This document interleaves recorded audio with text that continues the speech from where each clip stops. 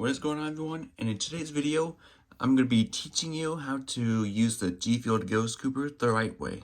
So without further ado, let's begin. So whatever you do with the to-go scooper, don't use the actual one to scoop it out. What I would do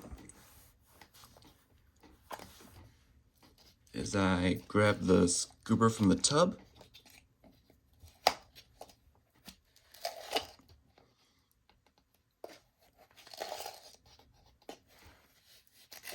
come on, give me a full scoop.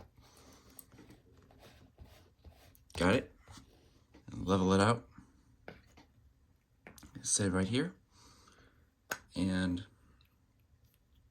open the to-go scooper.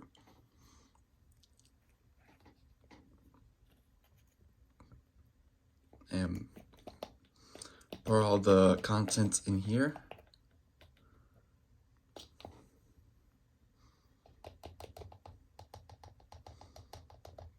Boom. There you go. And now close the cap and you're good to go. So that is it for today. Thank you so much for watching. Please leave a like, comments down below, and subscribe. And there will be more videos in the future, so stay tuned.